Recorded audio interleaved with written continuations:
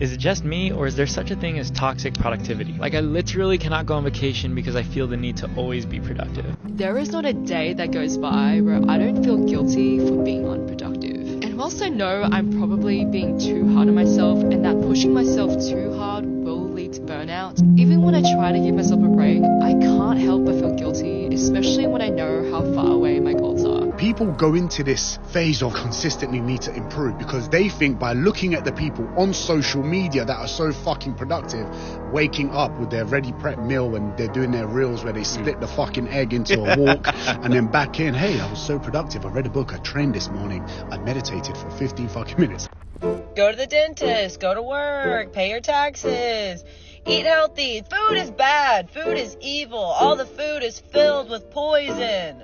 Stay grounded. Email, text, call. Where have you been? I haven't seen you in so long. Work. Period. Bleeding. Period. Insurance. Pay a bill. Can't sleep. Wake up. 8 glasses of water a day. Pay your rent. Cook. Meal prep. Health ingredients.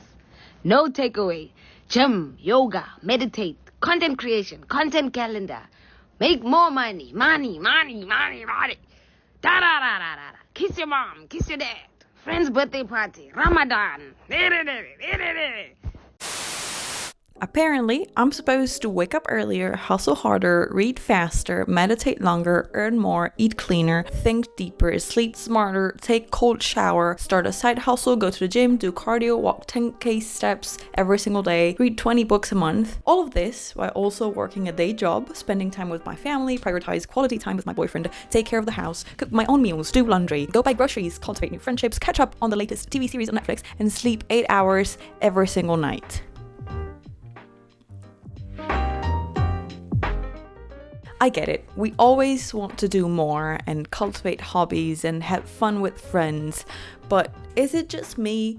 Or it seems like the world is trying to sell us the ideology that we always need to be making more or doing something more in order to be happy and live a fulfilling life? I'm tired. You're tired. Let's stop pretending we're not.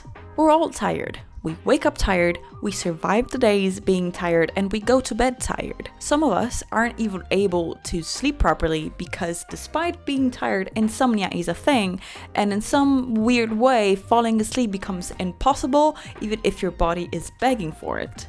It's like you're always supposed to be doing more and more to improve your life, and if you don't, you're wasting your time and you're missing out. Every social media app is full of tutorials on how to read 40 books a month, how to have 7 income streams, how to be a girl boss, how to monetize your hobbies. There is always someone selling you an audiobook subscription so you can read more books while you're doing other things, and get surprised when you haven't retained any of the information you've just listened to. Or a new Skillshare subscription so you can learn all the new amazing hobbies and things you're gonna want to learn, but that subscription is going to sit there for months and months because you simply don't have the time to do new things on top of everything you are already doing. The internet, or society actually, has decided that every time you're not optimizing is a moment you're wasting. Taking a walk? You should be listening to a podcast about becoming a millionaire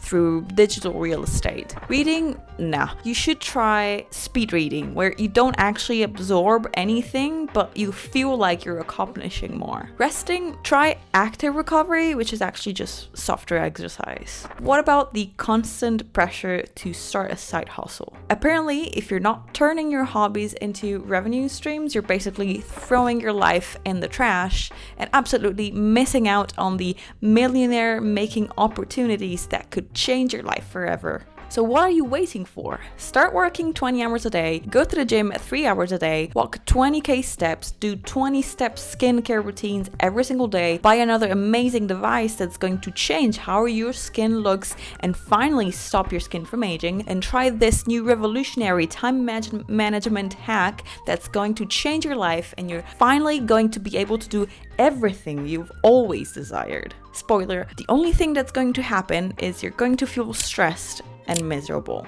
Yes, there are going to be moments where you're gonna have to suck it up and work longer and harder to achieve certain goals. But the real problem, in my opinion, is it's not just the mere fact of wanting something more, but it's the fact that society is pushing on us this idea of having to want more. Sometimes we unfortunately are obligated to lean into the horrific side culture because of the world we live in, and if we want to achieve something different, working long hours and feeling stressed for a limited amount of time and with proper boundaries is necessary to escape the famous rat race. But I believe we can try and find some sort of balance in between. We don't always have to be on. We are allowed to enjoy the little quiet moments and chill times that come natural with living. What if I want to lay in my bed for an hour before starting my day? Or I want to watch one more Netflix episode because I got home at 10 p.m. after a long day of running around and I just want to be fucking relaxing for an hour before bed. Does anyone read novels anymore, or are we just all reading self-improvement books? What if I don't want to wake up at 6 a.m. because I enjoy sleeping in? What if I don't care about becoming an entrepreneur or starting a dropshipping store? What if I don't want to make my workout routine as efficient as possible because I actually enjoy spending 2 hours at the gym? The thing is that life lately feels like a huge list of to-dos, and we're just going with our day trying to check as many items as possible off of that list. I just feel like all of these how-to videos are whispering a subtle message to all of us, which is you are not enough and you are not doing enough. And capitalism is leveraging that thought to sell us more. More courses that are going to help us get better, be better, objects that are going to make our lives easier, services that are catered to our super busy lives. The problem is that we really sometimes can't afford to take more time to do things. We're obligated to start a side hustle because we don't have enough money with our day job, or just in general, our day job takes so much of our daily time that we are obligated to optimize every little thing that we do in order to be able to do the basic things like cooking our meals or doing groceries or going to the gym. There's always going to be a service, a product, or a course that you're going to have to pay a subscription for to solve these kinds of problems that the modern world is aggravating day after day. We're not cooking our meals anymore. We pay someone to deliver ready-made meals to our door. We're not going to the supermarket anymore. We pay someone to ship our groceries to us. We're not meeting people in real life anymore because no one has the time to do any outside activities other than work and survive.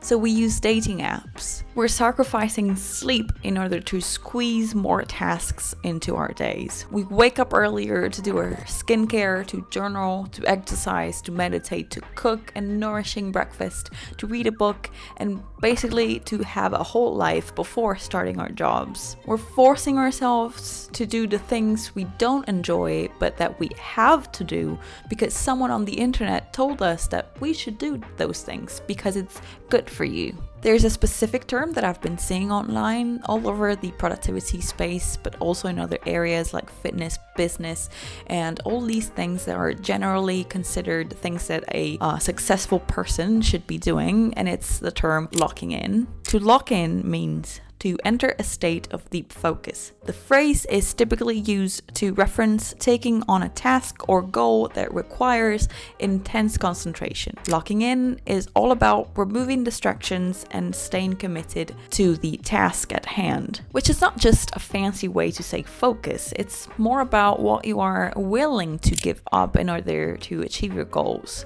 Technically, if you're locked in, you're supposed to stay up late, locked up in your room working on your laptop on your side hustle, or completely forget about all your friends and basically become an a-hole and don't ever see them again because you have to go to the gym. Or spend as little as possible, save all of your money, live in a 2x2 shared room so you don't have to spend as much for rent, so you can invest all the money you're saving and become a millionaire and retire by the age of 30. When you're locking in, you're not just focusing on your goals, but which, by the way, are often just maybe build a business, get famous on social media, or get jacked. Generally, those are the most famous goals that people strive for, I guess.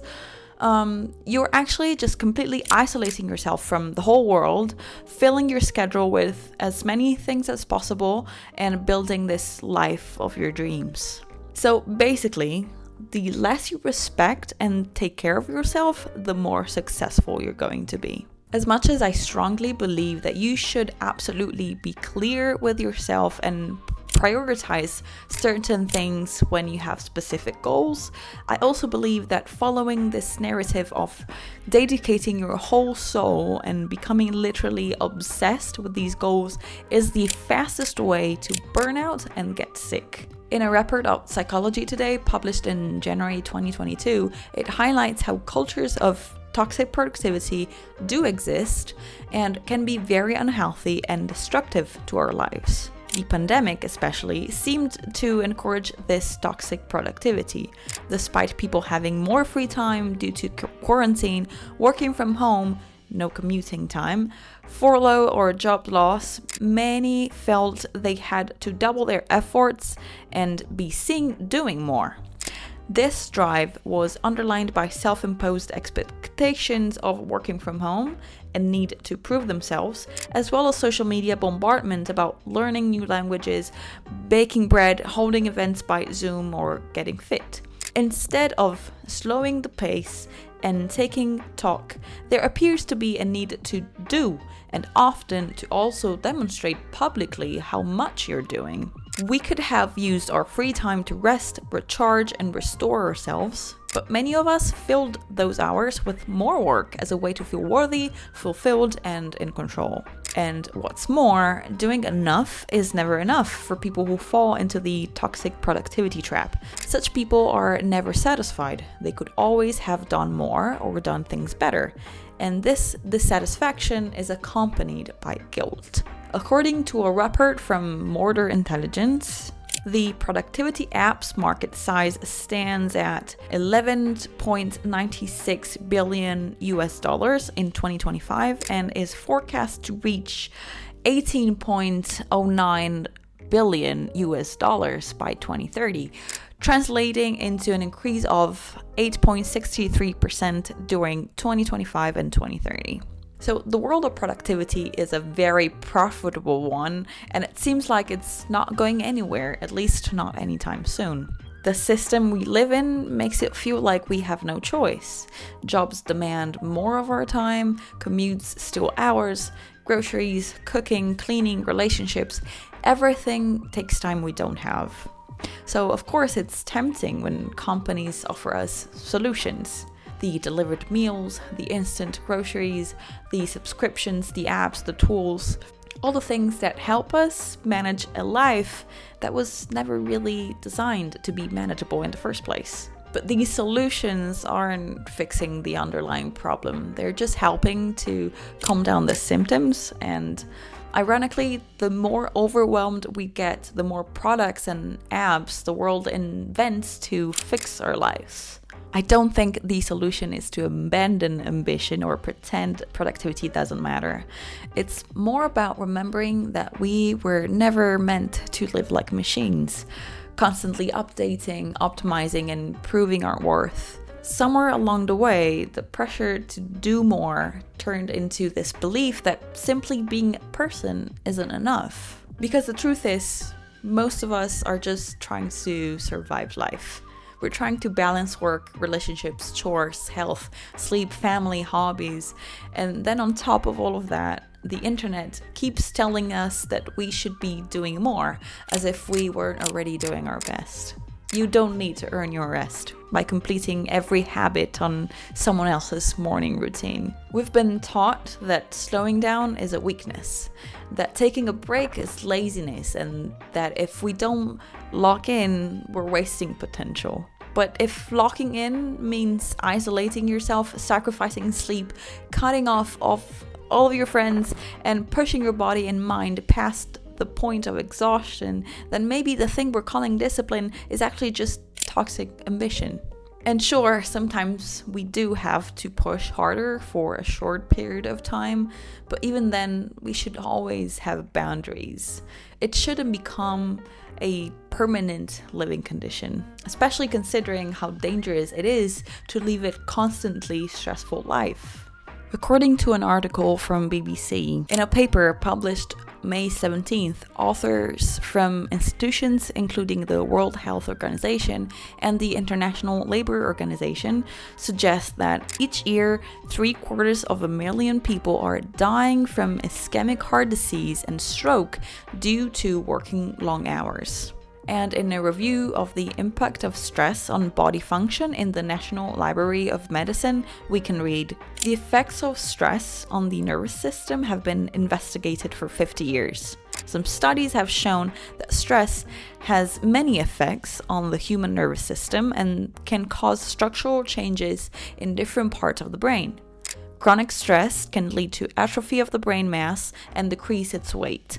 These structural changes bring about differences in the response to stress, cognition, and memory. Of course, the amount and the intensity of the changes are different according to the stress level and the duration of stress. However, it is now obvious that stress can cause structural changes in the brain with long-term effects on the nervous system." So maybe the real solution here isn't doing more. It's doing enough. And deciding that enough is actually enough. Maybe it's letting yourself sleep in without feeling like you failed. Or maybe it's watching a Netflix episode after a long day without negotiating with yourself about whether you've earned the break. We don't need another system. We don't need another app. We don't need a new morning routine or a new Notion template. What we truly need, in my opinion, is space. Space to think, space to feel, and especially space to rest. So if you take anything from this video, let it be this. Your worth isn't measured in output. You're allowed to rest without proving why you deserve it. And if the world calls that laziness, then I am definitely a lazy person. In the National Library of Medicine,